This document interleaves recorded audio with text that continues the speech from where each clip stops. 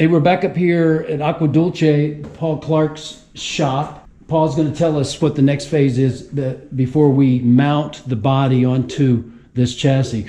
You can see, you know, now we've got nice airbag suspension here.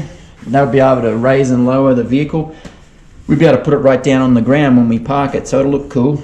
And that's pretty much then wrapped up. We'll get the body back, and then we'll set the body on top and fasten it completely round, totally to the frame to give it a lot more rigidity.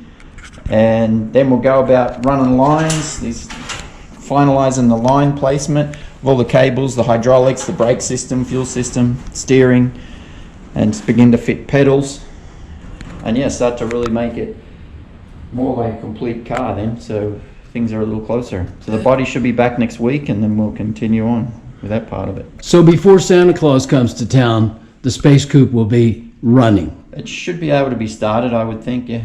Yep. That sounds great. Just like in the front, we've got a mock-up here of an older one I had. Basically, this airbag will replace the spring, so we just take the spring out. We'll take our newer one, which is a little bigger, and we'll fit an airbag. We'll go in, we'll squeeze it down in there, it's like a donut.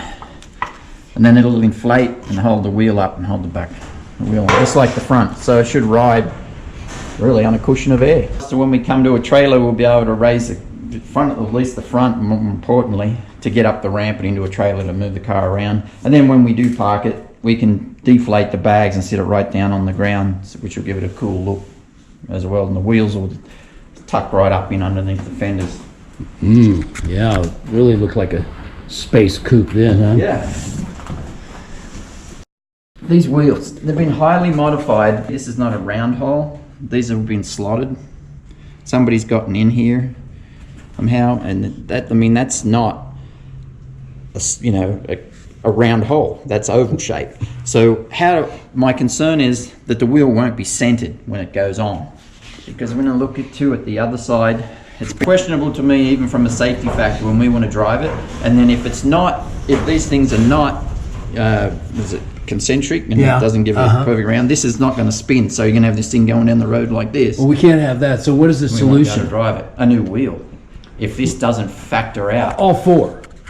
Yeah, I have to check each one individually, but yeah, we want to stick with this size because this is what we've built the car off of.